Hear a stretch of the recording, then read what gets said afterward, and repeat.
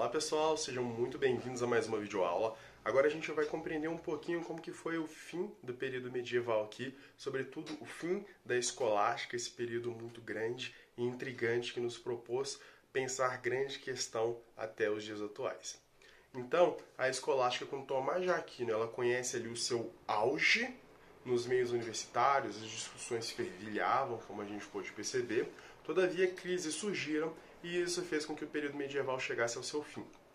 O Sacro Império Romano-Germânico, agora algumas constatações de história mesmo que vão acontecendo nesse período. Então, no caso do Sacro Império Romano-Germânico, ele fica totalmente destruído. Por toda parte, as cidades se organizam de maneira autônoma, então a gente perde esse poder central que o papado tinha aqui na organização das propriedades desse período. As monarquias, como a da França e da Inglaterra, passam a constituir estados nacionais centralizados. Os constantes conflitos entre o imperador e o papado, que se organiza com um verdadeiro estado monárquico supranacional, também enfraquecem o império. Os papados passam a disputar a hegemonia contra os monarcas. Boaventura, então, é um dos pensadores que vai fazer uma crítica ao que ele conhece como sendo os dialéticos, que se dedicam primeiro à especulação e só depois à devoção. Então ele critica os pensadores que colocam a filosofia como uma tarefa primordial. Ele fala que primeiro vem a devoção, primeiro vem a fé, depois haveria de vir espaço aqui para filosofia. Então ele faz uma crítica aos vários pensadores desse período que quiseram pensar filosoficamente a questão de Deus. Ele fala que tudo parte da fé, só depois pode vir a razão. Além disso, então, contextualmente aqui, o que vai caracterizar esse fim da escolástica e a dissipação desse período? A separação radical entre fé e razão, que em Scott, ali por meio da sua ontologia, ou seja, devemos fazer uma análise do ser enquanto ser e não do ente, porque senão a gente não diz o que as coisas são, a gente deve deduzir as coisas.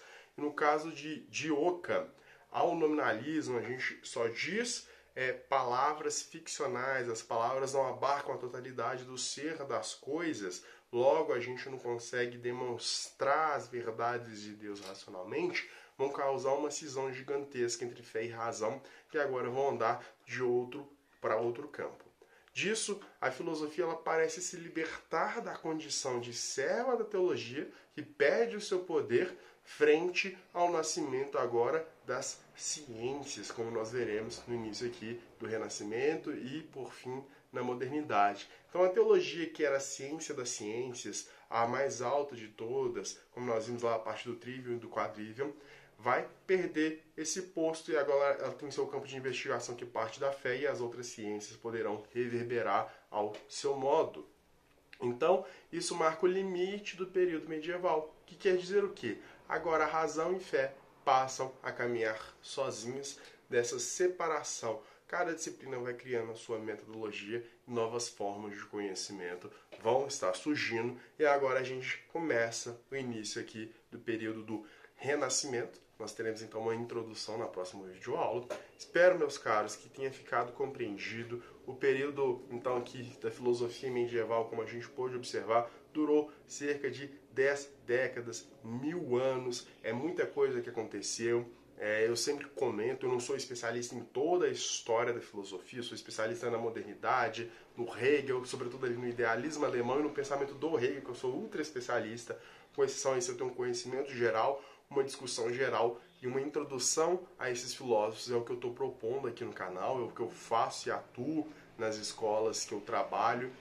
Lá a gente tem essa finalidade do Enem, mas aqui o intuito é que, além de que isso possa servir de uma base para o Enem, que a gente possa pensar criticamente a partir disso. Olha só, fé e razão andam lado a lado, não andam. Maria é santa, não é santa. Se Deus existe, por que não é permitido? Devemos fazer uma filosofia a partir do que a teologia coloca. Então, várias questões reverberam. Espero que tenha ficado bem compreensível esse período aqui milenar e que a reflexão esteja levando a nossa compreensão acerca do existir. Obrigado, continuamos na próxima aula com Renascimento.